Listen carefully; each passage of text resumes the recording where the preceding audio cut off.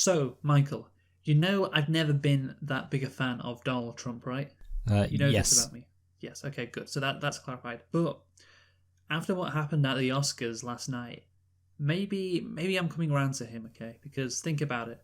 Last year, Parasite won Best Picture, Mm, okay? And Parasite is, of course, a South Korean movie, right? mm, And South Korea is in Asia, right? mm. This year, Chloe Zhao wins. Well, she of course was the director for Nomadland, and as you can probably tell by her last name, Chloe Zhao is Chinese, which is also Asian. And what did Donald Trump warn us about last year? He was he's very critical of Parasite Yeah. because what did Parasite say? It's not really it's not really about that. It's about the fact that it came from Asia. It's a Chinese virus, Luke. Well, Yeah, yeah, he but it wasn't was more just talking about the Wuhan flu, the COVID. He was talking about the virus of filmmakers. Yeah, but the point is that they're taking over. Yeah. The Asians are taking over America. Whatever happened to Sunset Boulevard, as he said last year? Whatever happened to Whatever that? happened to John Wayne as Genghis Khan?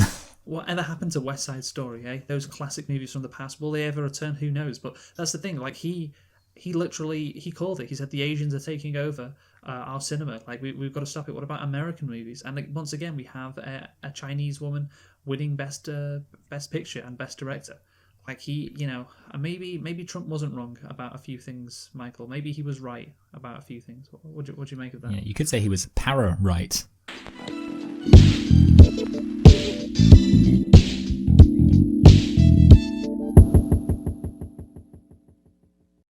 Hello and welcome to Select and Reflect, the movie review podcast where we look at films that have come out in the near and distant past. We give them a couple of watches and evaluate them beyond first impressions. I'm your host Michael and I'm joined as always by my co-host Luke. And this week we are looking at the Best Picture winning Parasite. Luke, why don't you tell us a thing or two about Parasite? Yes, that's right, Michael. We are looking at the big kahuna, the Best Picture winner from last year, Parasite. Of course, Michael, this seemed like the last normal thing to happen, Parasite winning Best Picture before things went wrong with the world because of coronavirus. Essentially, Michael, I have fond memories of this movie because I think I saw this like the day before it won Best Picture, or maybe it was the day it won Best Picture. I can't remember, but basically, I remember seeing this movie. I liked it, and I've already given away whether I liked it. Yeah, and then it went on to win Best Picture, and I remember I was like, this is my favourite movie of all the nominations. I hope it wins Best Picture, and I think it will, and it did, and it was incredible, and I loved it. The magic of the Oscars came through that night for sure when Parasite won. So, Michael, let's get into the background of this movie. It is a... do you want me to try and pronounce it in Korean? Yes, I do. Gisanchung. There you go. Yeah. Okay. I think you could have gone for the accent a bit more. I think it would have made it more authentic. No, I'm not going to do that.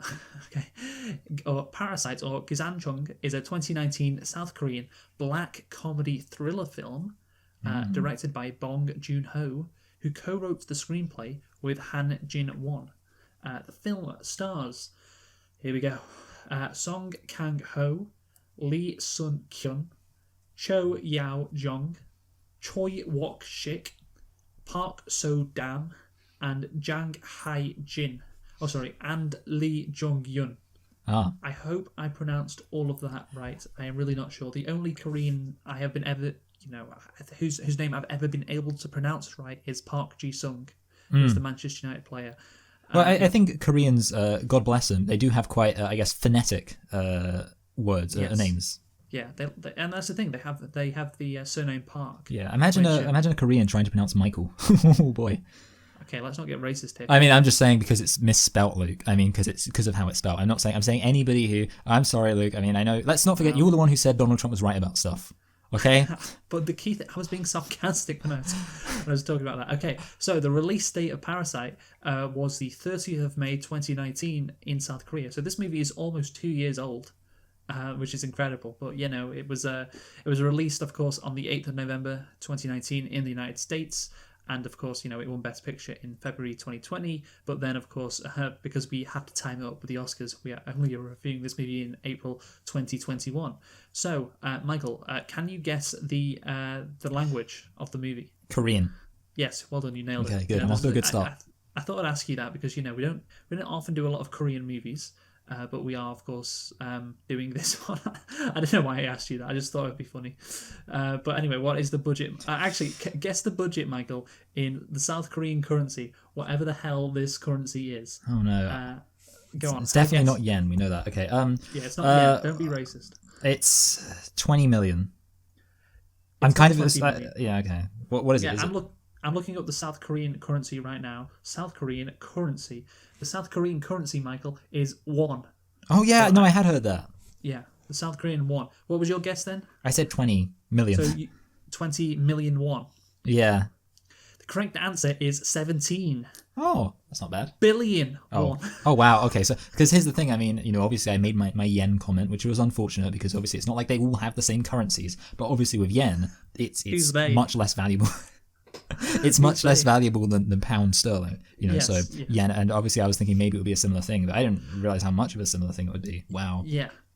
I don't know. They just love their money. They just love lots of it. 17 billion sounds better than 17 million. So yeah, 17 billion won was the budget. And can you tell me how much that is in US dollars? I don't know. Like, let's just say my original guess of no, it's gonna be less. 15 million. No. Oh yeah. Okay, good. Yeah, 15.5. Oh, that's good. So they get you're a good currency converter, I see. Well, That's a yeah. skill you possess. So well done. So next time you should just ask me you should tell me all of the budgets in one, and I'll get it. Okay. And can you guess the box office, Michael? Remember, this was released both in South Korea and the United States. But yeah, I mean, like, this is an example of, like, there was Oscar buzz, and obviously, I think it would have been a decent amount, but often I overguess with the budget, I feel. So, I don't know. Like I did with... So, maybe it's like 150 million? Well, Michael, I gave you... Well, I don't know if I gave you a hint, but it is more. Okay. It's about 258. Okay. So, yeah. Now, I think this got a lot of buzz because, of course, it's a Best Picture winner, and the fact that it also, is the first foreign film to win Best Picture, and I think it's a good movie as well. That helps too. So, having said that, Michael, I've already said, I've given my opinion. I like it. Do you like Parasite? You know what, Luke? I really did enjoy this film, and I will never forget the fact that I didn't think it was going to win Best Picture, and that was one of those examples where I was like, I'm happy it won, but I'm annoyed that I was wrong. So for me, this film does not have happy memories, and yet I still like it. Yeah, and I was glad you were wrong, Michael. Of course, it won Best Picture at the Academy Awards. It also won Best Director for Bong Joon-ho, Best Original Screenplay, and Best International Feature Film, which again is unsurprising considering it was the only international film to be nominated for Best Picture, and it became the first non-English language film to win the Academy Award for Best Picture as well. So there you go.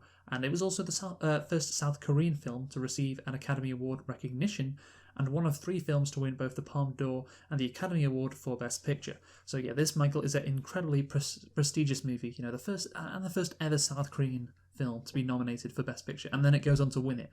Can you believe it? That was a great night that night. And you had Bong Joon-ho making his 2 Oscars kiss.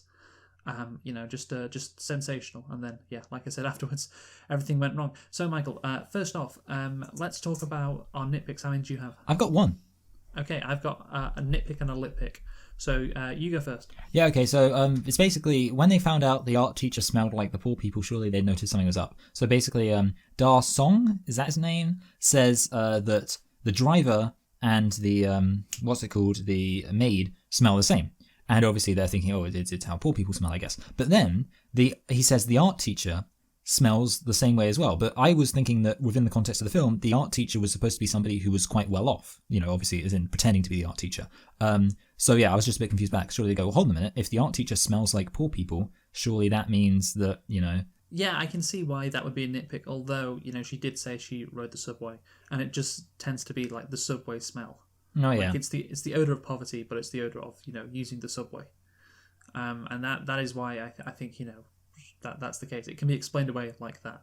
But anyway, my nitpick is kind of a similar one, Michael, about how can the rich family not tell that, their servants, I guess maybe that's the best word to describe them, are all the same family. I mean, surely they'd, look the same, right? Yeah, that's an interesting one, isn't it? So how can they not tell? Yeah. That they're, that why do they think they're all... Because... Right. I mean, obviously, like in general, in films, obviously, actors don't look the same. But obviously, within this context, I mean, I would think if me and my sister, for example, I mean, you see my sister. If me and my sister tried to scam some rich people, I think it would be immediately obvious to them that me and my sister are So why related. is it not obvious in South Korea then? Yeah, I don't know. Is the answer? I mean. Say it. Look, I don't want to. It. I don't want to. Okay, let's just say there is this notion, which I'm not endorsing, that people. Okay, no, you got it. No, I just wanted to try and put you in that position. I could tell you. I could kind of tell you were getting at that. Yeah, but yeah. So there is this notion which I do not agree with. No. I thought that'd be a fun thing to try and get you to maybe say accidentally. That's entrapment. Yeah, entrapping you into that. But no, of course, yeah, that's not really a nitpick. But yeah, my nitpick, Michael, is of course another South Korean phenomenon, which is Gangnam Style. Six later, remember that? Yeah, was that from 2012? And here's the thing, what is that song about, Michael? What is that song about? I always heard Gangnam was like a station in like a train station or something. That's what I always heard. Well, it's maybe a train station, but it's a part of the capital of Seoul. Okay, yeah. Like it's a sector. And what is Gangnam famous for? Oh, I don't know, having lots of rich people or lots of poor people, I would assume. Well, have a guess based on the song. Lots of rich people. Yes, you got it. Okay. Nailed it. Well done. So, yes, a lot of rich people. And Gangnam Style is mocking these wealthy people who do who have this weird style from Gangnam. And of course, this movie is similar. It's like I don't know if these wealthy people live in the district of Gangnam in Seoul. I don't know, but the point is it's analyzing wealthy people. That's and Gangnam Style did it in a bit more of a ridiculous way than Parasite. But same theme, I guess you could say. So that's seemingly what the South Koreans love to do. Well, Psy is pretty woke. He actually made a song called Dear America, which is basically shutting down American imperialism and talking about how bad it is. Do you know that? He'd taken part in anti-American protests. Yeah. Yes. So Psy is a comrade. I bet Psy loved Parasite then. I bet he loved it. But here's the thing about Gangnam Style. It was mocking, wealthy people in Gangnam, but you had like rich, wealthy Westerners then dancing to it and making fun of the song. So you see the irony there, Michael? I do, yeah. Yeah, time is a flat circle. It really is. Psy walked so Parasite could run. Exactly, and we'll get onto how white wealthy Westerners have reacted to Parasite later on doing the review. But yeah, Parasite, Michael. Parasite. Let's get into the actual plot. So the movie follows a poor family who scheme to become employed by a wealthy family and infiltrate their household by posing as unrelated, highly qualified individuals. So they're the real parasites. Okay, I get this movie now. I was struggling to what this movie. Yes, okay. So this poor family, they're the parasites. Okay, now. Yes. Obviously, this movie has got a lot of layers to it. Like an onion. Yes, exactly. And we shall get into those in the themes or the social commentary. But first, we're just going to talk about the actual concept and the plot. And it's really hard to do that, because so much of this movie, and this is why I do love it. Like every line of dialogue is carefully thought out and enhances the themes of the movie. Like they never waste a line of dialogue. That's what you find when you're watching this movie, because of this movie. This movie is trying to say some things, and not a line of dialogue is wasted. Every scene has something in it, so it's kind of hard to pick apart like the actual plot from the themes. But I was thinking that too. Yeah, we're trying to do that anyway. So let's just, I guess, start with the concept. It's a genius concept. Like, regardless of the themes or whatever, a whole family living off another family, pretending to be these highly qualified individuals, and then basically, serving this family, and it is fantastic. What a fun and interesting idea. Like, whoever came up with that idea, what genius, absolute genius.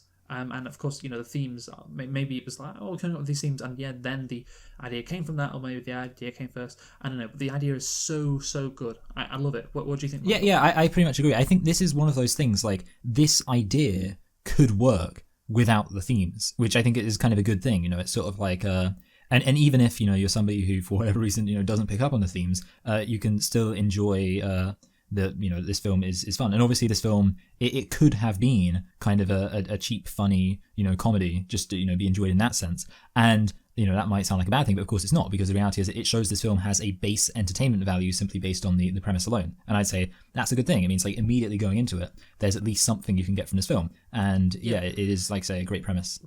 Yeah, it just makes it a better movie overall. Because yes, you want the movie to say something. You want the movie to have a message that makes movies better. But also if the actual movie itself, if you divorce the themes from that, is the movie still good? Yes, it is, and it's extremely hard to do it with this movie. Yeah. But like, if you could, it would still be like, it's still such a fun concept. So you have this poor South Korean family in Seoul, I think, probably in Seoul, and the son gets an opportunity to be an English tutor to the wealthy family's daughter. And actually, this is what I'm going to do for the rest of the review. I'm going to specify. So when I just say the son, I mean the son from the poor family, and I shall say the rich or wealthy family, or rich or wealthy daughter or wife. Yeah. So you'll know what it is, because I don't, the characters' names, I don't want to say them continuously because I know I'll get them wrong, and I may confuse them as well, because of course I'm not. Yes, it's fine. There are cultural things we're accustomed to. Yes, I'm not attuned to the names, so I could mix two up and have a mangled name, and I just. Although one of them has an English name, doesn't it? Like the rich girl is called Jessica. Well, the son also has a. Yeah, I can't remember his English name. She's not a rich girl though, is she? Because she's the daughter of the poor family. Oh yeah, sorry, yeah. Yeah, so she's called Jessica, but and also the son. What's his name to the family? I don't remember. Oh my god, Kevin. Kevin. Oh yeah, Kevin. That's a funny name. Yes, and we'll get onto that later, why they call them English names. But anyway, so the son, who is called Kevin by the rich family, he's like called Kim Woo or something. I can't remember. We're not going to focus on that. He has this idea, of course. He gets the job interview. He manages to impress the mother, and then he has this genius idea for his sister to be an art teacher to their 9-year-old kid. I think Dae-sung. I remember that name because they say that so often. Dae-sung. Of course, they make up this idea that she is in high demand, and then you have this brilliant cut to the sister at the gate. Just a brilliant cut where they go, Jessica, only child, Ellen no Chicago. Just a wonderful little jingle. Yeah, just again, you got the themes there, but the way that this movie manages to execute them and the ideas is just great. And you love that little jingle, don't you, Mark? Yeah, well, I think it makes them more likable as characters, because it's kind of like they, obviously she's singing this song as kind of a mnemonic, as it's called, where you memorize something by singing it, and it makes it makes it kind of just seem a bit more fun, a bit more lightheaded, and obviously, of course, not at all sinister, because going into this film, there's nothing sinister about it. It's just these people having some fun. There's nothing serious here. It's just a fun film about some people who are playing a little prank. Yeah. So she, I don't know if she impresses. She just literally orders the mother out of the room, and I don't know what she does with Dae-sung, but she manages to successfully get herself on board, and then she has the genius idea of roping in her dad to be the driver, and then you finally start to understand what their plan is and what this movie is going to be about. You're going to have the whole family living off this other family, and it's like, then it starts clicking. I was like, I remember watching it for the first time, and that was when, it was like, oh shit, this is really fun. This is really fun. Yeah, so she plants her underwear in the driver's car, and then that gets the driver fired, and then the son reveals they have this plan to get every one of the family working for this wealthy family, and then they start plotting on how to get the maid out of the house, and the scene where where the dad is planning to reveal to the mother, that the rich mother, that the maid has tuberculosis, and they have the scripts, and they're like, they're practicing. Oh yeah. He's really enthusiastic, and then the son's like, hey, no, calm it down, tone it down, not that. It's brilliant. I love it. No, yeah. I mean, in a way, it's almost like this film. It almost has something in common with like Ocean's 11. It's like a heist film, but obviously it's kind of a different type of heist. It's a heist where you work for the money, but it's you do have that aspect of kind of. It's a scheme, and schemes are always, I feel like schemes are an easy way to make a plot entertaining, because obviously you kind of have a very clear idea of here's the goal, here's how they're going to achieve it, and but it's executed exactly. so well too. Yeah, and then you got the the tuberculosis, she's coughing, and then they put blood on the tissue, and there's the violin music in the background. It's just glorious. Now, you've got this fun concept, but obviously they have to get rid of the driver and the maid, and they do it in interesting ways as well. Like the execution is there, like it's a great concept, and they do some interesting stuff with it as well, and it's fun. It's like the first, like, I don't know, 40 minutes of the film, or 45 minutes are just so fun. I just love it so much. Yeah. I think it's like, I mean, obviously it's basically the first act, and I think it's a really good kind of inciting incident. I think it's interesting because obviously a lot of films can be, especially I guess like Oscar-winning films that are kind of considered for the Oscars, tend to be quite slow burners at the beginning. And this one, it's almost kind of the opposite. It starts off really kind of energetic and with like a real sense of purpose, and then I'd say. I don't know if I'd almost say it kind of slows down a bit in the middle, and not in a bad way. It just kind of, it takes stock of everything. It becomes a different movie, doesn't it? Yeah, it becomes a different movie. And so you have around 50 minutes into the movie. That's what I put in my notes. So let's say 50 minutes. This family has, quote unquote, taken over the house. They're in charge. They have all the good jobs. They're earning a lot of money. And then the rich family decides to go on a camping trip for Dasong's birthday. And it is a perfect point in the movie for the second half to begin. Everyone's in their place. Like I said, it's paced great. It's so enjoyable, and then they decide to get drunk in the kitchen. This is when it's slower pace, and they talk about being wealthy and all of that stuff, and we'll get onto that later. And then they hear a doorbell, and it all stops. It's beautiful. Like, they're so relaxed in this world, and the doorbell goes ding dong, and it is. The start of things going badly, and it's the start of I don't know, the horror portion of the movie, like the second half. Of course, it's the old maid there who wants to feed her husband, who's in the basement. We find that out, and I have to say, I don't know why they don't ask her, well, why can't we get the thing you need? Because she says, oh, I left something in the basement, and so why did it? Okay, well, I'll get that for you. What is it?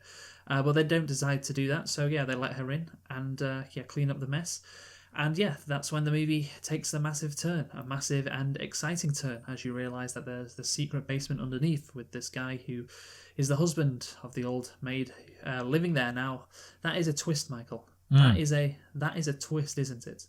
Yeah. Yes, it is. It is such an interesting twist, and obviously, I mean, it kind of. And there's a thematic aspect to this as well, but it kind of compounds the idea of obviously the family being a parasite. They've moved in, and now it turns out there's a parasite within the parasite. It's parasiteception, because it turns out there's actually someone else living in the house, basically. There's a thematic. I like how you said there's a thematic reason for this. Like, yes, I think there's some reasons why the things happen in this film. Yeah. I think this film has a message, but no, it's interesting, and obviously, like you say, it's a twist, and it's also, as you kind of alluded to, a twist in the tone of the film, because as I was kind of saying earlier, right at the beginning, this is a film which I feel could be a premise for a fun kind of wacky comedy, and it is at the beginning. And then I can't think if obviously we get kind of the flashback explaining the reality of this guy living here, and basically when Da Song thought he saw a ghost. And I don't know about you, and sorry, maybe I'm jumping forward a bit, but I'm kind of thinking about that guy being there. When you see that guy's head appear, I was genuinely like really freaked out the first time I saw that. It's like there's just something so scary about the way his face just appears, and you imagine like being a kid. And I just think that's like such a great moment of like, from that moment onwards, the film is kind of different. Like the film hits different, because even like the sort of the stuff going on with the like when she kicks the maid down the stairs, there's like kind of a wacky comedic element to it. I guess that's kind of the black comedy element. But then when you see that ghost just pop his head up, and you're like, oh, at that point the film is now more of a horror. Yeah. So, obviously the mother wants to call the police, and, the old maid is begging her not to. Oh, yeah. And then, you get a bit of... this could have been a nitpick, when the father slips and tips the whole family into the basement. That was kind of silly. It's like, how does the maid find out they're all family? The father falls and hits them all down there. Just great. Yeah. Yeah, not the best, but anyway. So it happens, and the tables are then turned. The old maid records a video of the incident, and you get again another great scene. This great fight scene of them scrapping over a phone. Because that's the thing. Like she's her and her husband are just on the phone, like taking a video, and then all of a sudden, like the father just comes and barrels into the sofa. Knocking the phone away, and it's so unexpected, but again so fun. You've got like what was the music playing in the background? Can you remember what it was? No, I can't remember. I think it was it like opera music? Yeah. I think they use that a lot. Yeah. Opera music, just absolutely wonderful, wonderful scene. And then so they sort that out with the they get the phone back, and then you find out that the rich family is coming back. Yeah. And the old maid, of course, gets kicked down the stairs. And like you say, you have this haunting image when the rich mother is describing her kid Dasong seeing the ghost. Just an incredibly. I wasn't scared by it because I'm not a baby, but it was a very impressive. A very impressive image. Maybe that's the best thing to say. So then and that's the thing. Like you have like. Yeah, because you got a slow scene before, and then it's mental, and then it's like they survived. They managed to survive. They're okay. They're gonna be okay. And then you have this other. It just doesn't stop. Another great scene of the family just lying under the table. Oh, the yeah. rich parents lying on the couch next to them. Awfully uncomfortable. As what they're doing on the couch, but it's fun all the same, I guess. And then they sneak out, and again I just feel like it's so exciting, and it's obviously you're adding in the basement guy, but a great way to deal with this concept. Like, they're having drinks, they're getting drunk, and then oh shit, the family comes back, and they have to hide under the sofa, under the table while they're on the sofa. And of course there's social commentary, which we'll get onto. But I just think that whole just again another fun, fantastic 20 minutes.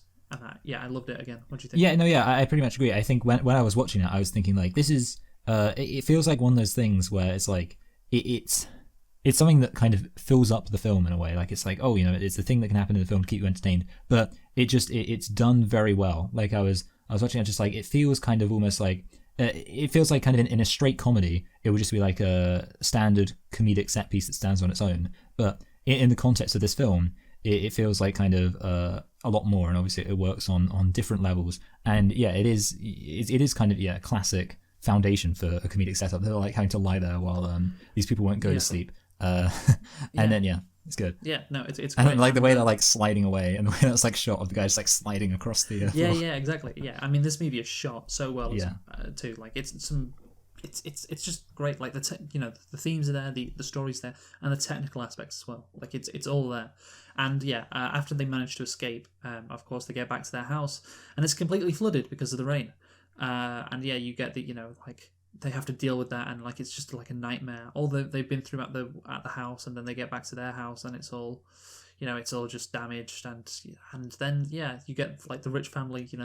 They've barely been affected by anything. Like, they had to cancel the camping trip, but it's just like, it's Dasong's birthday. Like, this poor family have been through all this shit, and just like they're living in two completely different worlds. Of course that's theme stuff, but we'll get onto that in a bit. And then we have of course the last big scene at the end of the movie where everybody dies.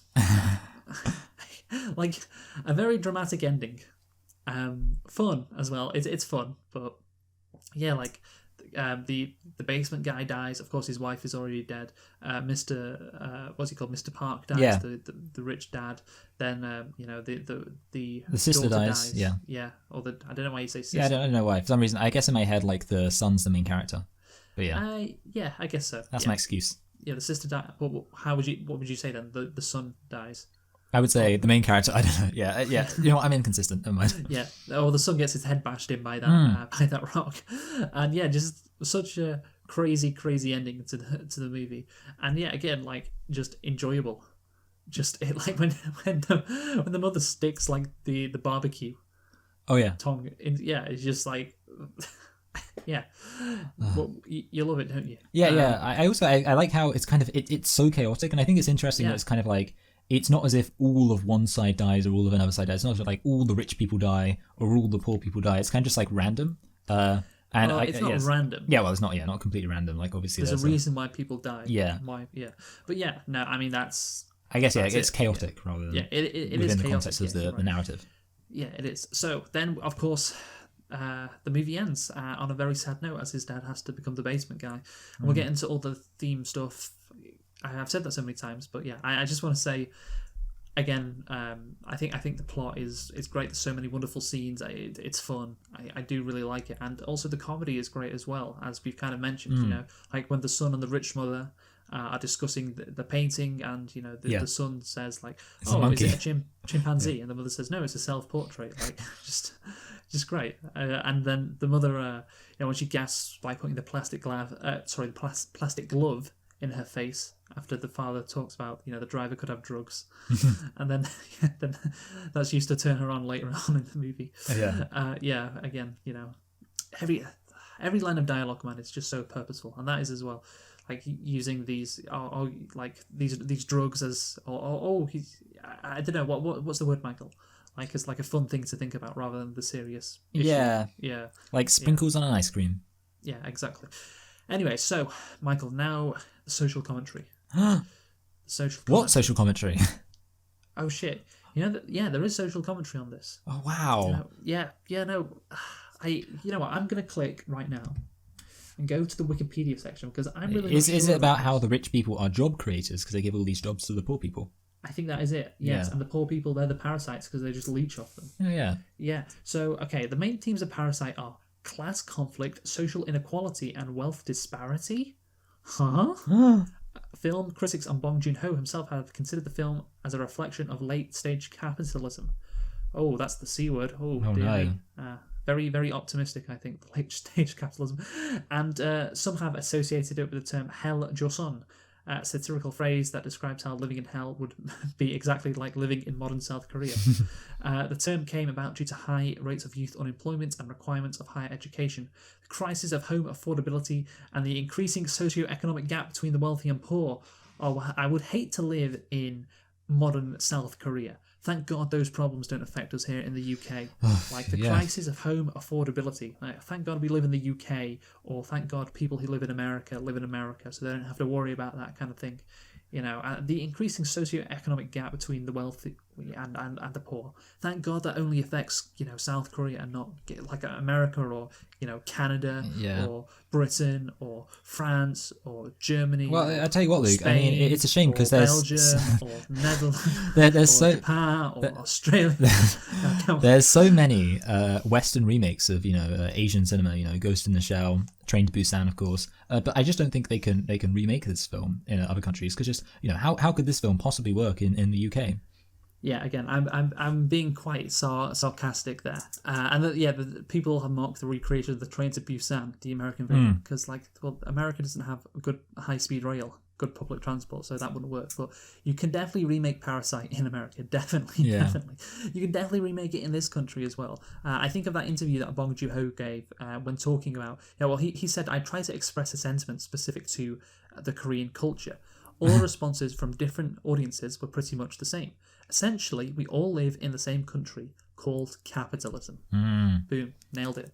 Again, that's the C word. I managed to watch like a 24-minute review of. It wasn't a review. It was like talking about the themes in Parasite, and that they were accurate in dissecting the themes, but they didn't mention the word capitalism once. Which I find they use the words. They use the word society as a stand-in. Like in society, it shows that no matter how hard you try, you'll never be wealthy and you'll always be poor. Yes, in society, yes. We don't need to say in a capitalist society. We just need to say society. That's it. But anyway, Michael, I'm getting ahead of myself because there are several, I guess, layers to this. To this, I guess, to the themes, and we'll start off with. Well, here's the thing, Michael. Do you think? And I'll pose you a question. Do you think anybody did not get this? Because, you know, you start off like, you know, when, you know, this family's trying to get Wi-Fi, you know, you've got the bug extermination gas coming into their home, and the dad says, leave the windows open. And even though the family are coughing, you know, he's still packing up the pizza boxes, you know, and it's very obvious what the theme is going to be here. Do you think anybody would not have got this? I think there's lots of people who won't have seen the film and won't have bothered to see the film who wouldn't get it if they watched it. I think that's definitely true. Like, I definitely think of the 7 billion people on the planet. Obviously babies is stupid, but I think there's definitely lots of people who would watch this film and not get out of it. I think of the people who would be likely to want to check out this film and people who'd be like, South Korean film that won Best Picture. That sounds like an interesting thing to watch. I think most of those people would probably be sufficiently cinephiles that they would get it. So, I don't know. but yeah, It's so obvious. I mean, look, I think of the red letter media review of the movie, and they go like, and I think it was Mike who says it's about rich people and poor people, and it's very obvious. And I'm like, yeah, it is. He then goes on to say, which I'll get onto later. Like he says, like it's nothing more than that, which is kind of a red letter media aren't very good when analyzing political stuff. I have to say. Yeah. I remember when they were analyzing. When Mike was doing his.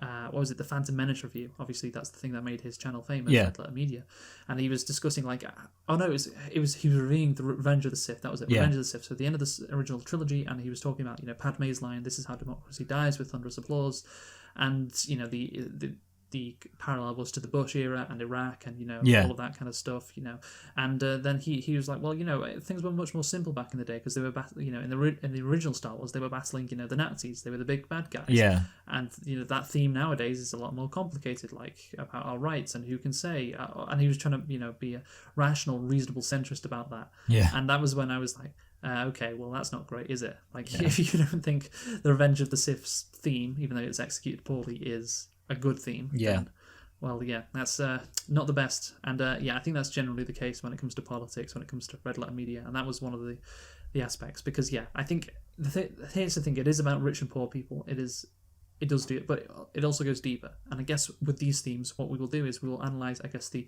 surface level themes, and then there's the deeper themes, which, later on are, which we'll go into, which I really do love.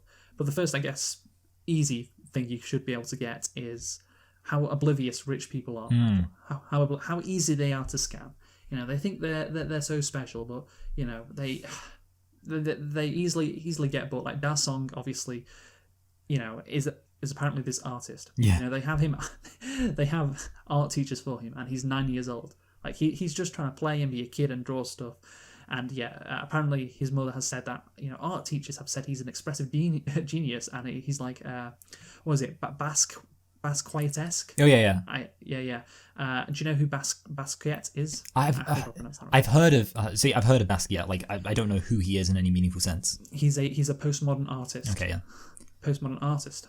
Well, Jessica, I like this. I don't know if this was intentional, but Jessica, her art is the exact opposite of postmodern. If you think about it, because it's actually gets her places. Forges certificates and forges stuff to help her go ahead in life. Yeah. So I mean, it reminds you of the fact that obviously Stalin was a big proponent of socialist realism, where he basically said like you got to have your art's got to do something, which to be fair I don't mind about. But I think it's definitely true. Obviously it's very fun to point out that modern art does have value, but I assume you're like familiar with the idea that a lot of modern art is sort of just like a scam for rich people. Like, Yeah, well, that's the thing. And this is what this movie kind of emphasizes. But that's what I'm pointing out, the contrast between Jessica, who doesn't get rewarded for her art and will never be a famous artist, even though her art actually, has the most meaning because it allows her family to get paid, essentially. It all starts off because of the... Well, actually, the rich wife says, I don't need those, certificates from the son. Yeah. But, that's how it theoretically starts. And, of course, Jessica, as she is called... because that's not actually her name, comes up with this, BS art psychotherapist thing, Da Song painting revealing, what is in his mind, and just tell rich people what they want to hear, feed them BS, and you'll be good.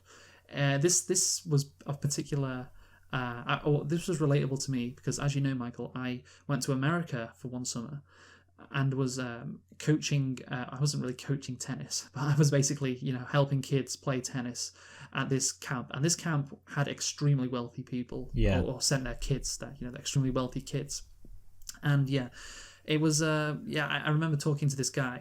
I had kids who were slightly older whose parents didn't really care about their tennis skills. Okay. But I was talking to this guy who was the coach for kids who were 8 years old. Yeah. And he said to us one time, because he'd been there a couple of years, a lot of us was our first year, and he said to us if a parent asked you, of course he was talking about 8-year-old kids, if a parent asked you how their kid is doing tennis wise, just say to him, you know what, he's really improved this year. He's really improved. He's a lot better. I think he could be really good in the future. And he said, just say that to every single parent. Just say, and they'll be really pleased and they'll be happy, and they may even give you a tip. I don't know. That's the thing. There was these parents. Apparently, I never got one. They handed out tips to the counsellors who did well with their kids, and that could be just like looking after them or whatever, or saying, oh yeah, he's doing good at tennis. Again, that was mainly for the younger kids. Yeah. But yeah, I remember like there was this really rich kid who I knew this guy. He was like 30 years old. He was from England. He coached football, and yeah, he got this rich parent like paid for his flights back to England because of how well he looked after his kid. Yeah, that's the kind of stuff that went down at that camp. But I never got any of it, Michael.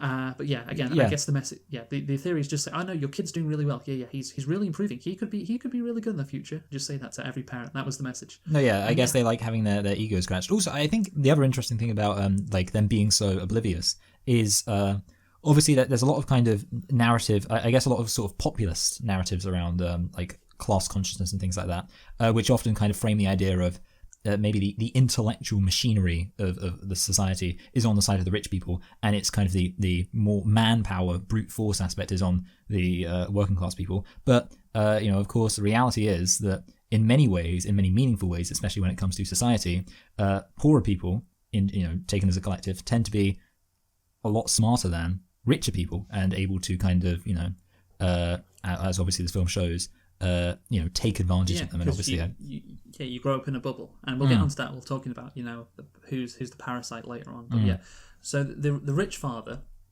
also, of course, gets taken in by like the Care business card. Oh yeah, he says that line. Oh, you can tell they're high class. Actually, you know what? I'm not going to do the accent. You can tell they're high class. Like he goes like cool design. Oh yeah, I like that. Again, that's Jessica's art coming through, and yet they talk about. And the family or the poor family talk about how rich people are nice, but of course, if you're rich, you are nice. Has anyone ever cut together the business card scene from American Psycho with? He says like, look, this it's bone, and the typeface is a Sicilian Braille. Cool design. Cool design. I can't believe he likes Van Patten's card, one of mine. Two great movies there. Both featuring business cards. Anyway, it's called The Care as well. Just brilliant, and it's in English too. So next up, Michael, I guess a shallow kind of theme, one that's easy to see, not in the deep end, is how rich people treat poor people.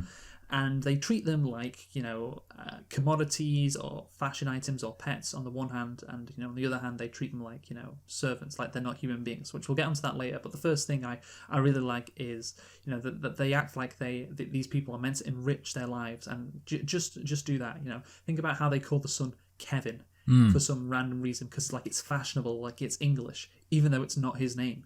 He's been branded that way by this wealthy family. Like they called the sister Jessica as well, and the rich wife says, we were so excited to have a young, cool driver when they have to fire the driver and get in the down. Like, why? It's just a weird way to think about people. Oh yeah, look at our driver. He's young and cool. Like he's a fashion accessory. And I also like when the rich father says to the father who's driving him, like, don't worry, this is not a test. When he's in the car, even though like it's obviously a test, he thinks he's being so smart, like tricking him as well. Maybe that should be in the oblivious bit, thinking poor people can be fooled. But I think I do like that. Like, we're so excited to have a young, cool driver. One of my favorite lines in the movie. I have to say, what do you think? No, and definitely I agree with this idea that obviously they do view these people as kind of accessories, and I think you can also see that towards the end when they kind of want the people to get involved in the party. And he says that line like, you're getting paid for this. Think of this as like your job. Basically, so it's like it shows how they think that their money can extend to basically really having a dominion over other people. And I think that's very well. Obviously, it's kind of obvious. It's obvious because it's very true. The other thing I like is the line. I think this is kind of related to that, where they say she's nice because she's rich. And I think that's kind of the other thing. I think a lot of the time, rich people want to have this idea that they're very nice and very generous. And you do get the impression these people are, in a way, in a superficial way, they are quite nice. They aren't like mean exactly. But obviously, as she points out, one of the ways they can afford to be nice because they are rich. They can afford to give people lots of money and pay people. But yeah, I just thought that was like a good point. That obviously it's kind of, and it's a classic example of people who have been afforded systemic advantages, then actually use these systemic advantages to make themselves see individually good. And you obviously see it with people pointing out like, oh, Bill Gates gives loads of money to charity. Like, yeah, but he also gets a huge amount of money through a inherently unfair system. So it's like he gives some of it back exactly, to charity, and then he's a nice guy. He gives like 5% of it back. Wow, incredible. He should give 100%. Like he had that tweet. It was like, "Oh, Elizabeth Warren, if you take like $100 billion off me, I don't know how much money I'll have left." And it had like 100. His net worth was like 111 billion. So it's like you'll still have 11 billion left. Yeah. Like, that's a lot of money. You'll be fine if you just have 11 billion. But anyway, we'll get onto the next bit about how rich people treat poor people, which is like not like human beings, which is like the bad part as well. Like, and it's not just like their fashion accessories or pets. Like they treat them like like they don't exist. Like you think about the father, who is very insistent that drivers do not cross the line. And he's very angry that the driver that he fires was crossing a line when he had sex in his car and in his seats. He says, why not in his seat? Why cross the line like that? Like, again, there's this clear division between them, and he wants to keep it that way. He also says later the housekeeper was great at not crossing the line as well. And the line is arbitrary. Is like the key thing. Like the line doesn't mean anything. It's just like the arbitrary ability to say what's right and what's wrong. Again, that they control things, they can say what the line is, and that's the key thing, that he wants people to know their place and remember they are not equal. But the thing is, the rich family does cross the line whenever they feel like it. The mother does with the smell of her feet, which of course became a meme after. Just not considerate at all about her driver, but she doesn't like the smell of him, so she opens the window. And then of course you have the fact that they on their day off when there's been a flood, they all call them. The rich family calls the poorer family into work. Like even though they do pay them, of course, but it's like, do we have to come in for this birthday party, for this like trauma, getting this kid who's getting over his trauma party? Like it's crossing the line to a certain extent as well. Just expecting these people to always drop what they're doing and just come and serve these people. There's that aspect as well, Michael. Okay, so now we're going on to the next wealthy people are stupid and horrible theme, which is that the wealthy people are unaware, Michael. And, this kind of goes into what I was saying before about how they are oblivious, but they are fundamentally unaware of how poor people have to fight with each other, like their lives, how they have to scrap, how they basically just live in another world. Like you think about, I love the scene when they're all fighting together. The two, the husband and the wife, the maid and the guy in the basement, and the poor family, and they're all fighting together. And the rich family are just blissfully unaware of it all. They have no idea of this conflict going on in the shadows or when they're not there. They just I do really like that. And then there is this flood, and so many people are in trouble. This family has had their their home destroyed, and they just call the party the next day like it's nothing. I want the whole family to be there despite the problems of the flooding. They're completely insulated from any problem like that. Completely insulated. That there's a line. And they are on the right side of that line. And they I like how the mother is so upset about having to cancel the camping trip. Just as upset as the family is at their house being destroyed. Like it's the same thing, isn't it? So I guess that's the wealthy people being just unaware of how bad poorer people have it. That's one thing that I find common. Like when you hear stories and this has happened a lot in Britain recently, of like people not being able to eat, people below the poverty line, and you have some like rich people like on Twitter going, oh well, it should be easy, this is what you do, you buy this and that's really cheap, and you can cook this for a meal, a family of 4, like just completely like just in another world, thinking, not realizing how bad people in poverty sometimes, how bad their situations can be. I think insulation is a good term, and actually, what's the best example of that ever? I assume Zoella? The YouTuber? Sorry. She has a husband, or I think he's not a husband, but her partner Alfie Days, and he very famously did the 1 pound challenge. It's the best thing ever. You should watch that. I think the video's been taken down. It's probably re-uploaded somewhere else. It was called the 1 pound challenge, and the idea was that some people have to live off £1 a day. And he was like, I'm going to live off £1 a day. And literally, like, the entire video was him realizing all the things he couldn't do.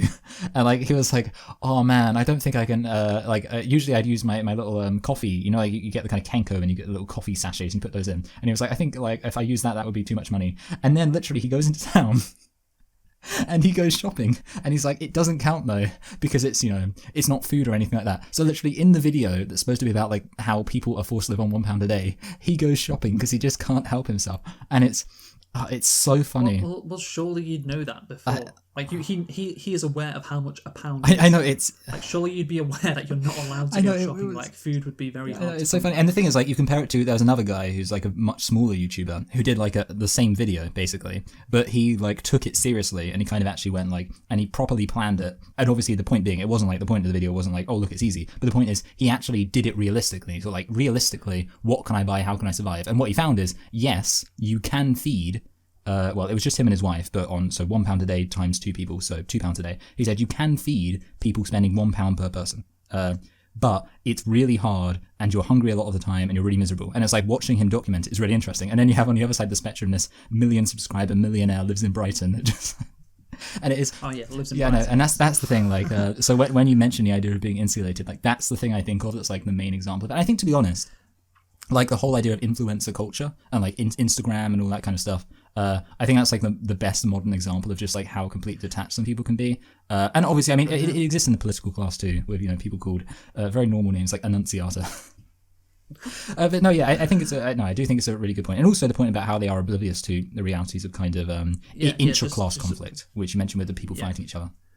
Yeah, just completely unaware, just live in a different world, and and then there is of course the meta aspect of this when you have people in real life who are wealthy, I assume they are, I know some of them are, just not get the movie. And that is a beautiful, beautiful thing when you have people who react to a movie and therefore prove the movie's point by their reaction. And that was when, I'll give you an example here. So the Seoul Tourism Organization was criticized by South Korea's opposition party and residents of Seoul for introducing a tour route featuring filming locations and stories from the film Parasite. The Justice Party claims it had become famous due to the universal recognition of global inequality. However, it sees the development of a tourist attraction based on the film in Seoul as amounting to the further exploitation of poverty.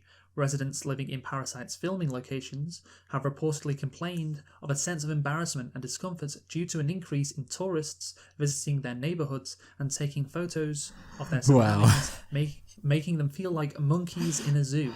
Oh, that's so funny. In response, the local government of Seoul has announced the government will prioritise the estimated 1,500 low-income families living in the same basement-type accommodations featured in the film. So there you go. Some good came out of it. Yeah. These 1,500 families are gonna receive some help. But yeah, again, like that is just incredible. Like, the message of the movie, how unaware the wealthy people are, and then they're literally going into the Parasite filming locations, taking pictures, like it's a zoo, like it's a day out. Let's go at these poor people, just incredibly oblivious to it all. No, yeah, that's incredible. Yeah, thinking it's just fun, and yeah, you also had Western wealthy people. There was this incredible story in, I think it was maybe the New York Times, I can't remember, it doesn't really matter, of like people going into like Korean like stores or Korean restaurants, like wealthy people, and wanting ramdong, the meal that was served in the movie. Yeah. And the idea, I think it's not that particularly like expensive meal. Yeah. But it's kind of a simple meal. Like she cooks it in like 8 minutes. Like, yeah. What I heard about ramdong is that it's thematic in that, like, obviously it's ramen noodles, which is obviously quite a cheap thing. Like, there's like this idea that then it's got like sirloin steak in it, and I think that's kind of what, which is obviously very so it's kind of like bougieing up a very cheap meal. So yeah, that's the thing that they talked about in this article. Like these Korean restaurants charging like massive amounts of money for this like, really simple meal. Yeah, you're getting charged for ramen noodles. Yeah, exactly. Like this ramen noodles, which doesn't cost anything, but you come into this, really nice Korean restaurant and say, "Oh, I want what happened. What that was in that Parasite movie." It's like, yeah, sure, it's $25 when it's like. Yeah. What I want to do is when I'm booking a table at a Korean restaurant, go. I'll be in there. I'll be there in. How long is it until they're there? Like eight minutes. Yeah, I thought 8 minutes. Yeah. I'll be there in 8 minutes. Get me some ramdong. It's like just like the film. Yeah, and then of course you had Chrissy Teigen saying it's her favorite movie. Yeah, and again, who knows if she, like I asked you before, is it possible not to get this movie? But maybe she didn't, because of course it's making fun of wealthy people, and there's she's I think the classic example of a wealthy celebrity who's on Twitter who's just completely unaware of how wealthy she is, like how like buying her like mother like 30 what are they called, the earphones? Oh, earbuds, Bluetooth. Are they called? Yeah, the iPhone earbuds. Yeah, AirPods, not earbuds. AirPods. AirPods, that's it. Yeah, it's like, my mother keeps losing AirPods. I swear I bought her like one pair every day this month. That's so funny. And it's like, yeah, it's just so oblivious. And again, like her saying, "Oh yeah, this is my favorite movie," and I think there was genuinely some people that didn't get this. Yeah, because you'd have to think, what I've could she possibly get out of it? Like, if she's had to go like, yeah, I am ridiculous. Yeah, I know. But there was this other great. Sorry. And yeah, exactly. But I'm going to end this section on this lovely little passage, which I can't remember what newspaper or publication this is from, but of course this was a response to when Donald Trump said, our South Korean films are. What about American films? Like Parasite is awful, which is ironic. I mean, at least he's being honest, like how rich people should act. It's like, oh no, yeah, this is shit. This class conscious movie, throw it in the bin. But there was a response by somebody sorry. But yeah, there was a response by somebody to when Trump said that. Do you want to hear the response, Michael? Yes, Luke, I do. Okay, so again, this is like from a year ago. It goes, "It's funny that Donald Trump doesn't like a movie about con artists who invade an elegant house and wreak chaos." Wow. He should emphasize Zing. the parasites. Yeah. That's what this movie is about. It's about con artists who invade an elegant house and wreak chaos. That's what it's about. Like those con artists are just like Donald Trump. They're con artists, you see. Yeah. Yeah. I mean, again, like just amazing. Yeah. Although I do agree with the identification of American society with the rich people's house. Yeah. Well, yeah. That's the White House, isn't it? Yeah. That's that makes sense. It does. But again, just unaware the Chrissy Teigen stuff, the ramen story. The South Korean people gawking at the poor neighborhoods where Parasite was filmed. Like all responses to this film. And all just prove the film's point even more about how wealthy people they're unaware and just completely oblivious. And yeah, and when a movie does that, like I said, the meta aspect of how people react to the movie, proving the movie's point, is it's beautiful. That's all you can ask for, really, isn't it? Yeah, it's absolutely chef's kiss. Chef's kiss, Michael. Chef's kiss. So that right there, I guess, is one level of themes. Again, there's so many themes. Like this movie is so deep. Like every single deep. I mean that bit is quite shallow, like I said, but like every single line of dialogue feels like it has something to say. Apart from the character just saying the line of dialogue, and I guess we'll get on to the next theme, which I think again is not as easy to see, but if it's I think it should be easy enough, is the fact that that this movie, Michael, I believe it's an upstairs downstairs movie. I believe that's the phrase. Or a stairway movie in which staircases are used as a motif to represent the positions of the families in homes of the Kims and Parks, and as well as the basement bunker. The semi-basement apartment that the Kims live in is common for poorer Seoul residents due to its lower rent, despite having issues such as mold and increased risk of disease. Monsoon floods, such as the one depicted in the film, commonly damage these types of residences the most. Yeah, so again, you've got the upstairs downstairs thing, and I guess that's it's been used. It's a very old trope in movies. So again, not that complicated to get out. The only other thing, obviously I agree with the fact that obviously they live low down, and obviously the people who are the husband and wife live even lower down, and obviously the rich family at the top. The other line I like is when at the end, obviously Kevin, that's not his real name, but the son is explaining how he's going to become rich and be able to get out of things, and then he says the line to the dad, "All you'll have to do is walk upstairs." And when I heard that, I was like, what he's saying there is he is, it's kind of like all you have to do is walk upstairs is obviously supposed to parallel with his description of I'm just going to work really hard and become really rich, and then I'll be able to rescue you. And obviously, it's kind of Well, we'll get onto that a bit later about his social mobility. Yeah. But essentially, and that is the upstairs downstairs thing. It's a familiar trope, and you could see that with the how well I like, obviously we talked about the haunting image of the guy coming up the basement, but you have when the rich kid sees that. That's clever. So he says it briefly and it scares him, like he's never seen that world before. And of course, as a rich kid, he is extremely insulated from that. And the rich family, what they want essentially is the poor people to be like that, just like below them, like they can't see them. They want to act like they don't exist. Like I think the rich mother says, like, oh, it's good to have a ghost in the house or whatever. And the implication is he's a ghost, and that's what they want. They want these poor people to just be ghosts, just not exist essentially. And if you think back to the start of the movie, why did the son get the job? It's because his rich friend didn't see him as a threat, didn't really see him as a person either. If you think about it, because he's, you know, all those rich frat boys getting the skill. You can teach it because you never do it, because you know you never actually, you're not in this world, are you? You know, you're in the semi-basement world. And yeah, I like how this film, and we'll get onto it next in Class Conflict, it just analysed, you know, the different classes. And you've got, and the thing, it's not just like, people, you know, the 99 versus the 1%. It's more complicated than that. You've got these people who, you know, just keep their heads above water with the semi-basement. And then you've got the people who are fully underground, and then you've got the person above who lives above them, who's got Wi-Fi, who can afford that, and of course you've got the ultra rich Park family. Like, yeah, there's different levels, and that's what the class structure is designed to do. It's designed to keep you like anxious about falling down, and it's, you know, into you know, the basement, as it were. And also, you know, the fact that they've got a semi-basement, they can see outside, they can see above. It, you know, it makes you want to aspire to climb up that ladder as well. So yeah, it is, again, it's a simple concept, but it's a concept nonetheless, which makes sense, Michael. And also, by the way, you know, I talked about when they keeping their heads above ground. Of course, when the flood happens, you have a situation. Oh, sorry, their heads above water, I should say, that's the phrase. You have the situation where they're literally trying their best to keep their heads above water, you know, and they just manage to do it. But, you know, when there is a flood, I'd say, I don't know, a metaphor for that would maybe, or it could happen in real life, you know, of course, but, you know, a metaphor could be an economic downturn. You know, these people, you know, like a recession, these people can still drown. You know, they keep their heads above water for the time being, but when really like a recession happens, they can go fully under, and that is their class that they are in.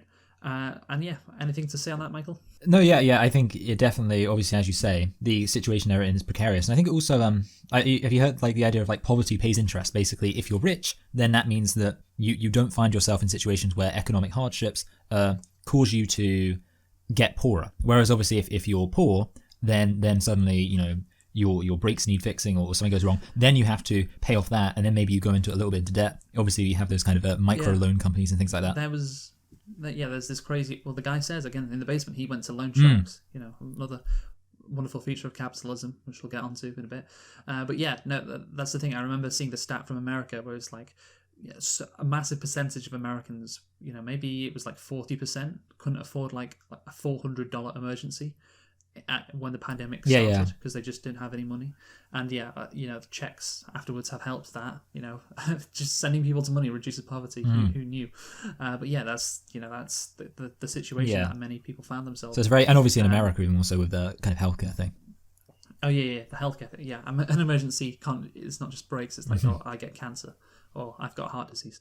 And yeah, just one last, I guess, metaphor about how, you know, the dad, you know, is like a cockroach, I guess, or, you know, he says, like, the mother mocks him about he's a cockroach, and, you know, then, you know, he and his family are hiding under the table while the Parks, you know, insult him. The rich family, of course, they insult him, and yeah, he's literally like a cockroach, you know. And yeah, then of course you have the whole thing about the rich father complaining about the smell of the poor dad, you know, like on the subway. Again, it's just very literal, like the odor of poverty, don't cross the line, all of that stuff. Again, like it's very clear to see what this movie is about. Even then, like the class conflict, the class consciousness, you know, the class warfare. I guess it's as clear as you can get. And that's why when talking about these themes, if it was just that, I wouldn't be so high on this movie. But it's because what we get into later, like the deeper themes, which I do enjoy. But yeah, let's talk about like class conflict, Michael. And we touched on it there just before, you know, how the working class, but basically fight amongst themselves. And that is the only way in this society to keep your head above water. You know, you need to knock someone below you, you know, and you're constantly worried about your status. So that's what you have to do. I mean, you know, you think about how what the family does to win those jobs. You know, they give the maid a peach to make her feel unwell, you know, costing her a job. They get the driver fired, and, you know, the father asks later if the driver will be okay if he has a better job. You know, you can tell he's guilty, and the sister, you know, quickly dismisses it. You know, let's worry about us, like, let's be selfish, you know. And you can tell, yeah, he's probably not got a better job, has he? He's probably not. He might be struggling. Who knows? He might actually be doing drugs now. But that's the point, you know, like you got to always think about yourself in this system. Yeah, and I definitely think that's the case. And obviously, yeah, it does become very literal when they're literally like scrapping with each other and fighting. And yeah, obviously, it's that's kind of thing they don't really, in a weird way, until the end of the film, they actually don't disadvantage the parks in any way. And it's funny because obviously people talk about, I mean, I remember what you said about that person saying like these were the con artists that were coming into this house and destroying it.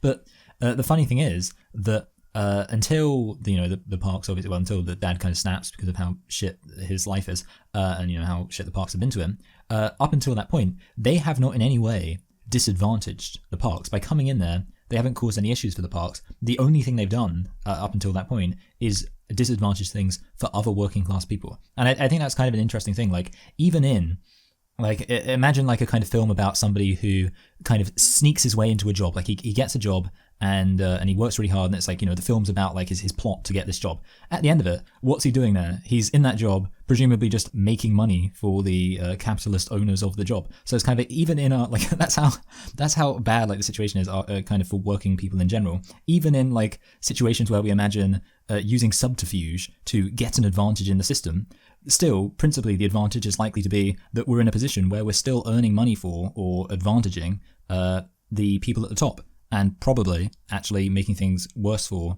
or at least, not better for the people at the bottom, which is, yeah. Yeah. I mean, look, the attitude of, the lower classes having to fight amongst themselves, having to scrap, and yeah, again, it doesn't affect the rich people, like, they're oblivious, that's another feature, but yeah, that attitude, of the lower classes having this mentality is espoused very quickly when the old maid reveals to the mother that her husband is living in the basement, and the old maid says, but as two fellow workers, she's trying to establish class solidarity, I guess, Michael, to use that word, and then she says, nobody knows that I came, isn't that good, sis? And the mother says, don't call me sis, and chides her about stealing food from this wealthy family, like rejecting class solidarity. She threatens to call the police. Even though like the husband living down there doesn't affect them at all, and who cares if they steal food from the wealthy? But that's her mentality. Like, I've got to step on these people. These people are below me. And the maid once again says, please, sis, as a fellow members of the needy, don't do this. It couldn't be any clearer. Let's not screw ourselves over. Let's have solidarity. And the old maid is literally begging for help, and she still insists, the mother does, on calling the police. Like, it's so obvious. And that's the thing. When I was watching it in the cinema, I was like, oh yeah, this is Bong Joon-ho's talking about interclass fighting. That's his. It's not just about rich and poor. You can't just say that watching that scene. And that's when I thought about it first, I think. And yeah, of course, then the father slips down, and the whole family tumbles into the basement, and then it flips. The mother says, sis, we can work this out. And the old maid, what does she say? Like, don't call me sis, you filthy bitch.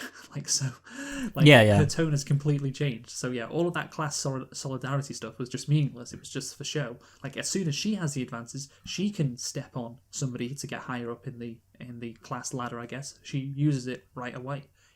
She's just, they're so keen to step on each other. And also I think there's the aspect of like revenge, like, oh, you didn't help me here, so I'm not going to help you there, and that's obviously a big issue. Oh yeah, that's also that. Yeah, and that, of course, they take the video, they force the family to do humiliating things just because one button can end their lives. Then all of them scrap over this button. And then you have the literal aspect of the mother kicking the old maid down the stairs towards the basement, like, no, I've won, you've lost, down you go. Again, very, very literal. So she can then go and serve the wealthy person that she relies on. And that's why, if you want the working class, all the lower classes or whatever, they when they fight amongst themselves, well, they have to, because they have this mentality because of capitalism, because of this economic system they are a part of. It trains them to do this. It is destructive overall. It is destructive. If they work together, they'd both be fine, and at the end of the movie, they wouldn't, like, half of them wouldn't be dead. But the fact is that they fight against each other, and what does it lead to in the movie? It leads to, like I said, half of them being dead instead of working together. And that's the unfortunate reality of it. And yeah, that interclass fighting is the same message of these people being trained to do that comes back to class mobility as well. Like, you think about the son, because he's he wants to be part of this group, he wants to be part of the rich. He asks his girlfriend that, like, do I fit in here? And his girlfriend says yes. And that what does he do, Michael, after his girlfriend says yes? What does he go and do? He goes and kills, or wants to kill the people in the basement. Oh, sorry. Yeah, of course. Yeah, sorry. Yes. Yeah. So that's the thing. Like, that is a kind of like, that's what it means to be wealthy. Like, these people are a problem for me. So if I'm going to make it, I've got to kill them. Yeah. Like I think that's what he goes downstairs to kill, to do. He goes downstairs to kill. Oh yeah. I mean, it does make sense. Yeah, and so that's the thing. Like even when it comes to class mobility, to succeed, to climb, you must again punch people, kick people below, and literally kill them as well, as apparently he was going to do. So yeah, that's if you want to rise up in the classes, that's what you have to do as well. But then of course, Michael, talking about class mobility more, class mobility is something that is very hard to do. And is almost impossible to do in this capitalist society that is in South Korea. And you know what I'm going to say throughout the rest of the world? Except for North Korea. They've got it right. Oh, yeah, except for North Korea. Yeah. And so, yeah, the son has a plan. He thinks that he is going to go, or he wants to go to this university next year that he forged the documents for. He has hope, he has ambition, and the dad kind of mocks him for it. He goes like, "Oh, you've got a plan," like right at the beginning of the movie. And yeah, later he, when the house is being flooded, he's like, "Oh, what would Min do?" That's his rich friend, and the sister replies, "Min would not be in this situation." And it's true. Like Min, his friend, isn't great and has his life sorted because he has a plan. He's that in that situation because he is wealthy, and of course. He's staring at this rock when his father, is in the light and he's in the dark, when they're in the house, because, he wants to go and rescue it while the house is flooding. And of course, the rock, what it is, it's a metaphor for hope. That's what it is. It's a metaphor for hope. How he hopes to climb up the class ladder, how he hopes to be rich, how he hopes to not spend his life in this house. But his father, he's already figured it out. His father knows that there's no point in, planning.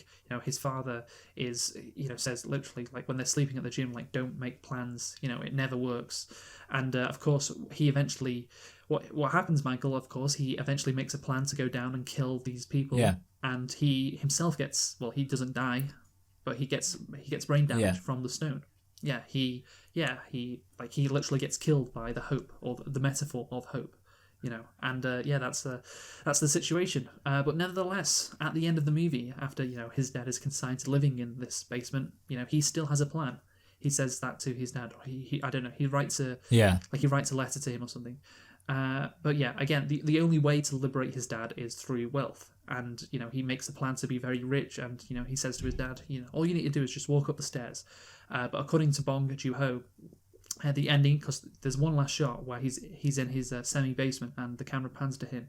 The ending implies that Ki-woo, who's the son, will not be able to earn the funds needed to buy the house, as the final shot shows Ki-woo still in the basement, flat, and he recalls the first scene, and he described the shot as the surefire kill. And basically that's a shot in cinema, which is, if you shoot this person like that, they're going to die. Like it's the final shot. And of course it works because it's the final shot in terms of the camera movie, but it's like they are going to die. That's it. He's dead. He ain't making it out of this situation is the point. Bong also said, "We all know he isn't going to be able to buy that house. I felt that frankness was necessary at the end of the film."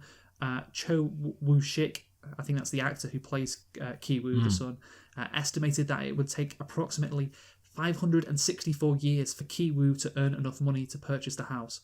According to many interpretations, this dream subscribes to a bootstrapping mentality and is unlikely to be achieved.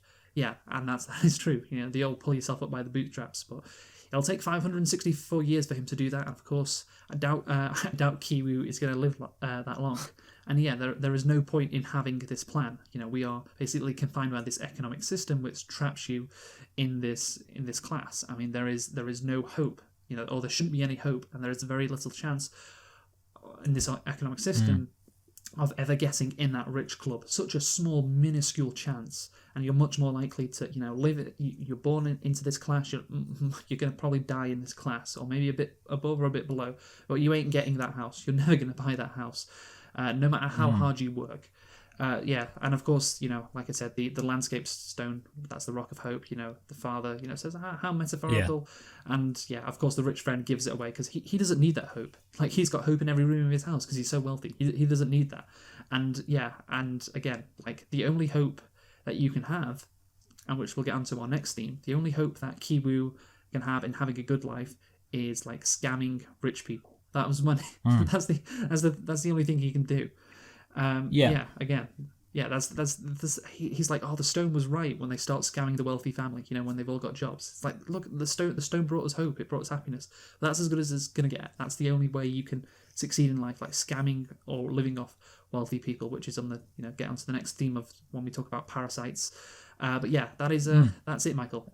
When it comes to class mobility, there is little hope for Kiwu, and yeah, class mobility is something that in these capitalist economic systems is a dream, and that's all it is. Yeah, no, yeah. I think the other thing actually that I find interesting is that it feels. I think it's almost like this film gives the illusion of social mobility being possible, because obviously you see from especially the way that Jessica acts that there is this idea that being upper class or at least being kind of successful is all kind of fictitious. And I do think that you kind of get the idea of this film, because obviously they literally do a performance in order to enter into this house. And I think it's kind of true that you get the impression that a lot of like being rich and successful is about just kind of behaving in a certain way.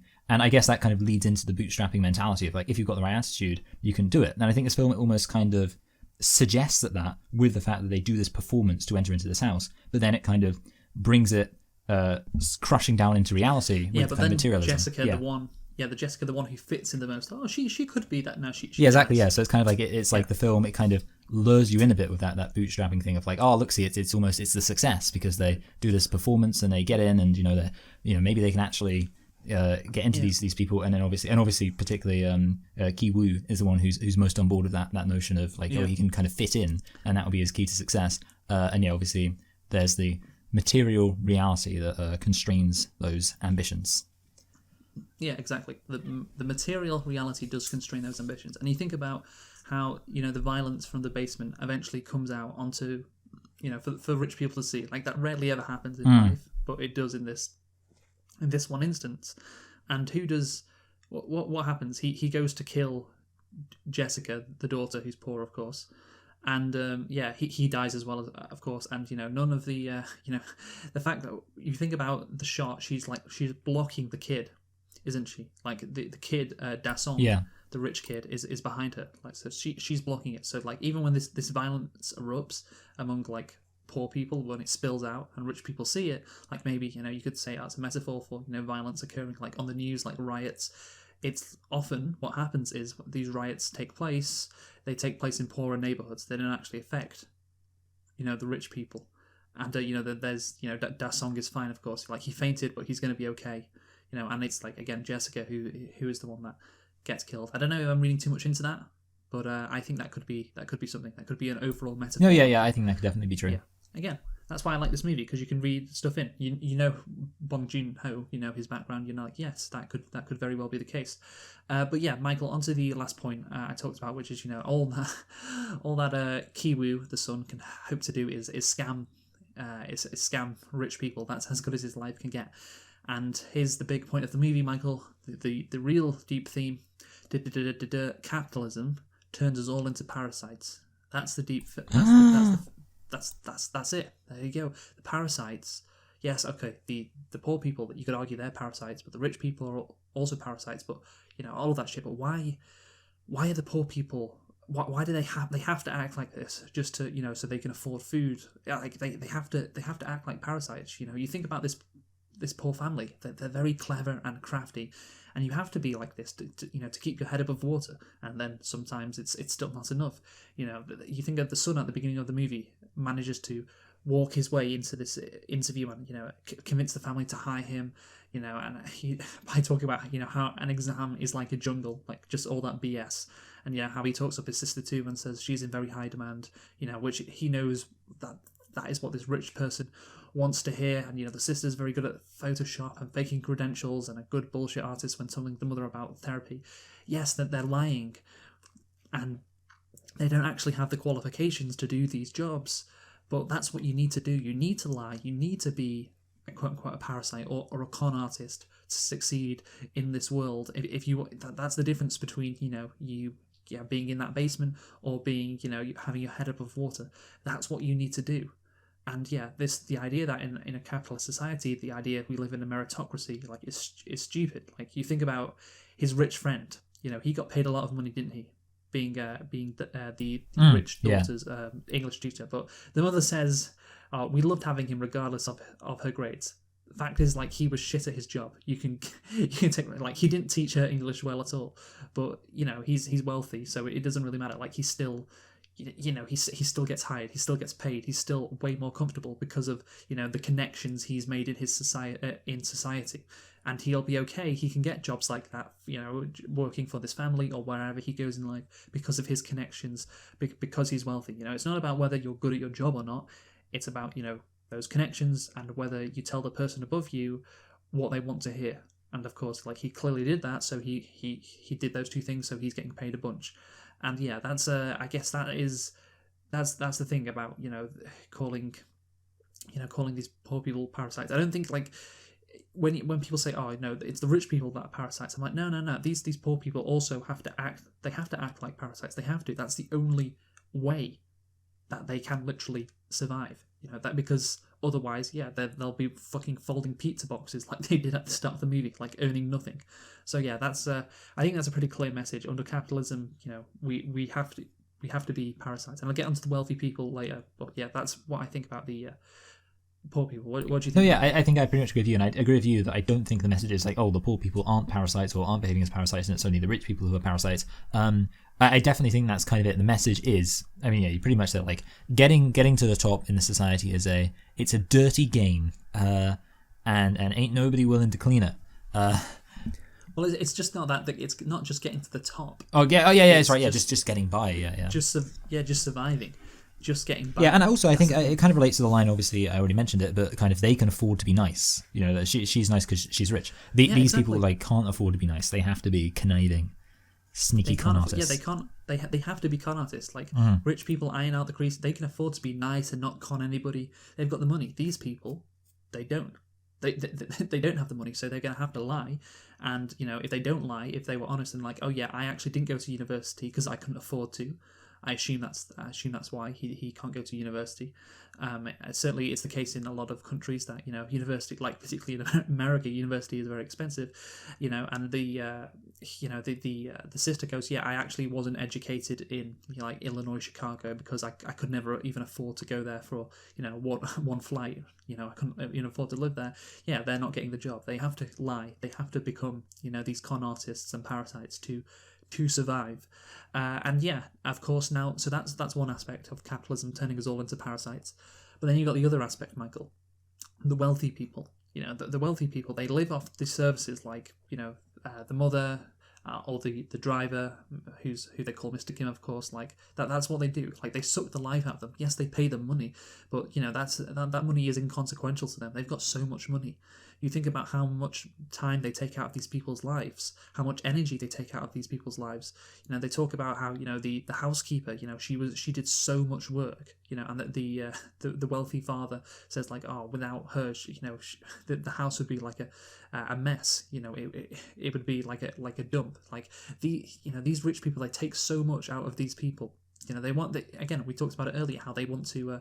They want Kevin and Jessica, as it were, to come in on their day off, and they want Mr. Kim to come around to collect everything, and the maid to put the tables out, and but don't be too loud either. Try to do that, but don't be loud because Dasong is sleeping. Yeah, just like they want to suck the life out of all these service people, and again, that is something that a parasite actually does. So yeah, that is one aspect again. That can't be ignored either. Wealthy people are parasites too in this system, because they have to because they have the money to rely on all these poorer people, and they make them do all this stuff, and yeah, that, like I said, that sucks the life out of them. That's the key phrase. So yeah, what do you think of that? Yeah, it reminds me of a quote that I remember seeing, which is like, if you think that people who are doing socially necessary labour who live in poverty should just get better jobs, then you're saying that while there are jobs which need doing, the people who do them should be poor. And I've always thought about, like, basically, you have this idea of like, oh, the people who are the cleaners, they should be poor, because they should just get a better job if they, don't want to be poor. And it's like, what you're therefore saying is there are jobs in our society that need doing, and of course this guy says, like, oh, our house needs to be clean. He's admitting this needs doing, and yet it's very obvious that he thinks the people who do that job, which he agrees needs doing, should be poor. And I think that's kind of like an interesting idea, and it is basically, yeah, they are parasites. Obviously, I mean, there's the other aspect of course, capitalism necessarily lives off the surplus labor of the working class. And also I remember seeing this thing about how capitalism lives off unpaid labor, like the unpaid labor, apart from anything else, of just continuing the species. Like, and obviously people will always be saying that families who need to feed their children with welfare, or schools that need more money for public services, which is paid for by a progressive tax for the rich. Rich people don't want to pay those taxes, so they basically want the advantages of living in a society where they can accrue the wealth they can, but obviously they don't want to actually foot a fair bill for that. So yeah, in that sense they're parasites as well, but definitely this idea that they feel like these jobs that they're doing, they need doing. Oh, sorry, these jobs that are done for them, they need doing, but they don't feel like the people who do these jobs should get, basically fair compensation. Yeah. Yeah, no, again, yeah, it's just that. What is that? That's being a parasite. That's what exactly it is. You're benefiting from society without giving anything back or anything meaningful back. But here's the thing, Michael. We're doing a galaxy brain thing here. We've got, okay, yes, the poor people, or the poor family, they're the parasites. Actually, no, the rich family are the parasites. Actually, no, in the capitalism, everyone is a parasite. But how about the fact that capitalism is the parasite? How about that? Because here's the thing, the wealthy people, although they benefit from this economic system, they benefit from it. Think about how unhappy their lives are. Think about that. Yeah. This house seems, it's a modern house, but it seems soulless. This wife, she's like, she never leaves. She takes her dogs. Yeah, I find that so interesting. Cause it's like, what does she, like when they say she doesn't cook or clean or work, it's like, what do these women do? What does she do? She's drunk outside at the beginning of the movie. You think about that. Like she's just outside. I imagine she's drunk. That's what she is, And yeah, you think about, they talked about keeping the rich friend around because he was a brilliant human being apparently, and he made them feel like they had friends and they would pay money for that. Like capitalism is a parasite for them too. They just don't realize it because they're so concerned about their status. Like we're wealthy. That's the only thing that matters to us. The money is good, as she says at one point. That's the most important thing. But the father is almost never home, is he? Like he's very busy. He doesn't see his wife and kids much. And obviously the parents are not. You get the sense the parents are not connected to their daughter either. That seems to be the case. And yeah, like this family just seems completely. It just doesn't seem happy, and yeah, and that is the sense I got from this movie as well. Like obviously their situation isn't as bad as the poor people, but they themselves, by living this life, by having this economic system set up which benefits them, it means their lives are not great either. And it's yeah, and at the end of the day, maybe you can conclude that capitalism is the parasite, Michael. I think it's true, and also, I mean, you look at things like the reality that these numbers that exist in capitalism, like 100 billion. Well, people don't. I guess and that's talking about one, but like people earning billions of dollars, way more than they could possibly need, while other people live in poverty. Yeah, I remember seeing this thing like if in the animal kingdom there was an animal which got way more of the food than it could ever possibly need in its life, while other members of that same species starved.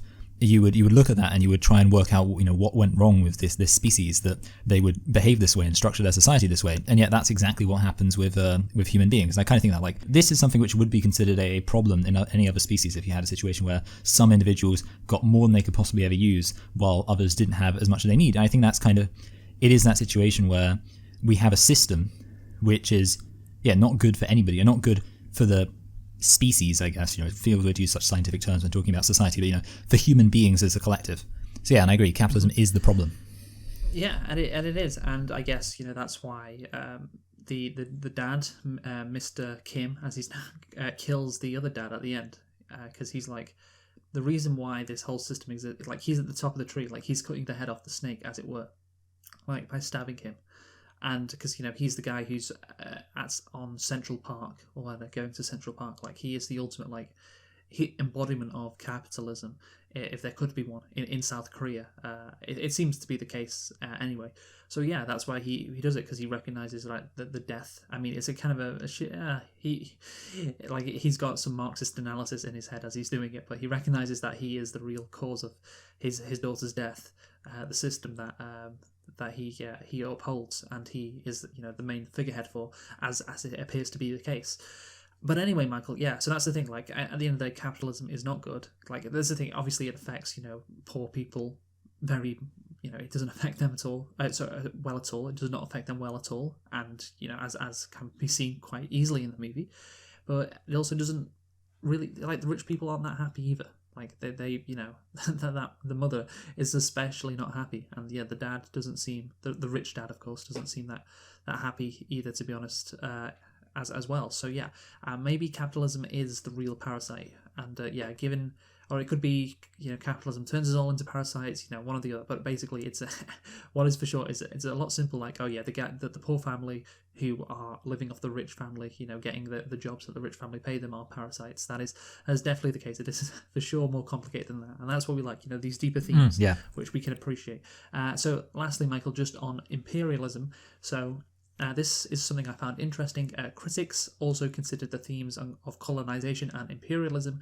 The Park family's son, Da Song, is obsessed with Indians and owns Native American-themed toys and inauthentic replicas. Bong has noted that the Native Americans have a very complicated and long, deep history, but in this family, that story is reduced to a young boy's hobby and decoration. That's what happens in our current time. The context and meaning behind these actual things only exists as a surface level thing. Yeah, it's all surface level. It's all there's no actually meaning to it. It's like how the how Kevin is called Kevin. Even though he's not called that, or Jessica's called Jessica. It's just like, oh yeah, let's just take what we like, and let's just forget the concept of it. How they say they ordered the Indian tent from America. Just the irony of that, of course. And that's something that has to be mentioned as well. Yeah. Just on the end. So yeah, that's it. Shall we conclude now, Michael? Yes. Do you want to go first? All right. As we touched on, this film is good. I really enjoy it. I think even the second time around watching it, I think I enjoyed it more because I think it's one of those films where once you know where it's going, you can pick up more from it. And I think that's what I like about these films which are thematic, and films which are thematic in a complicated way, where it's obvious like there is a conscious decision behind every aspect of the filmmaking to advance the basic message. So once you work out the message, you can then go back and see more, and that obviously gives these films a tremendous amount of rewatchability, and it does make them very enjoyable. I could easily see this film kind of being a 10 in some lights. I always like to be a bit conservative up front, so I think I'm going to actually give this film just a very high 9, but I'm going to put it literally one below my 10s and have it as above Toy Story 2, but below Fargo. So that's a very high 9, and I think maybe if I watch it again, who knows? I could even say it was a 10. Who knows? Okay, so I really do like this movie. I think obviously that the plot is great, and that it's shot brilliantly and it's exciting. All of that is good. Then you get onto the themes, which, if you can't tell, I agree with. Broadly, I agree with a lot of what this movie is saying, and yeah, I think I think these are the kind of themes which talking about economic capitalism and the economic systems we live under, and what it does to societies, how it festers. Yeah, I really enjoyed this kind of stuff. So this movie is literally like right up my street. Like, it's a perfect movie for me in some ways. And I think, this movie isn't just like, oh, wealthy people, are ignorant. It's a movie about class as well. But what does it say about class? It says, the lower class fight amongst themselves as they are trained to do in a capitalist society. And I'm like, yes, absolutely. Absolutely, that's the case. That is so unfortunately true, in my opinion, of course, and Bong Joon-ho's as well. And yeah, class mobility is unrealistic as well. Yeah, I definitely think that is that is the case more and more as capitalism is more entrenched over the decades. You have situations where class mobility is just few and far between, and in societies like Denmark, where or like Sweden, Finland, the Scandinavian countries, where there isn't as much capitalist, it's not like a free market country like America. You actually have more social mobility, but in America, the land of opportunity, the freaking American dream, that's the phrase. Because of how capitalist it is, there are ironically less American dreams. And again, I love what this movie says when it comes to, and there's actually stats and figures to back that up. I've not just made that up. And that's why I love this movie when it talks about class mobility. Yes, more in a capitalist society, the more capitalist it is, the more free market, the less help you get if you're poor. The more unrealistic class mobility becomes. I mean, of course, it makes sense. Like if university education is free, then then it's gonna keep a lid, like a trap, on a lot of people who want to climb up the ladder, as it were. And in this, of course, movie, there's no hope of Kiwi attaining it or getting that rich. And that's the case. You're born into your wealth, and that it stays like that, no matter what you do, no matter how much you plan, how much you hope. There's no point in doing that. And again, you could go on to say, in this economic system, because the movie's called Parasite, we're all parasites under capitalism, or indeed capitalism is the real parasite. But basically the movie is packed, it's full to the brim with all these messages, and it's so good. Like it's so, like, every line of dialogue, like I said, adds something to the movie. It's not just like a line of dialogue that's just some character says it because it makes sense, or like it's a nice line. Like, it has meaning behind it. And that is great. Like, every scene, there's something that you can pick something from. And I just completely love this movie, love what it says. Like, this is, again, my favourite movie of all time, Michael. And that is why I'm going to give it my very first 10 out of 10. Yeah, I thought that might be coming. I'm going to give it an 8 out of 10. Literally. I don't think a movie could be more perfect for me than this. Like, genuinely. Like, I don't think it'll ever happen, and so that's why I was so glad that it won Best Picture at the Oscars, because I had an emotional investment in it, as sad as that is to say. And I don't think 10 out of 10. Wow, my first ever 10 out of 10 for Parasite. Yes, so there you go, Michael. There you go. What are we going to be doing next? Well, to tell you the truth, Luke, actually, I had to move away from my external hard drive in the middle of the school, and that's where I've got my my document for this kind of stuff. So, but I think, am I right in saying it's Marriage Story? It is Marriage Story. Yes, our final Oscar movie from next year. Will it be my number one? No, it won't. But we're also going to be ranking the Best Picture nominees from last year. And Parasite is going to be my number one. Spoilers. Yes. 10 out of 10 for that movie. Incredible. See, South Korea, we love South Korea, don't we, folks? You know what? I love this movie so much. What I'm going to do is I'm going to go to where they filmed it, and I'm going to take pictures. That's what I'm going to do. And I'm going to eat some ramdon, which cost me like $25 or 25 billion won, as that's the currency there. And I'm going to really enjoy my time there. I know, but thanks for watching. We've been selecting and reflecting on Parasite. Join us next week for Marriage Story. Who have you been, Michael? I've been Michael. I've been Luke. Thanks for listening, and goodbye. Goodbye.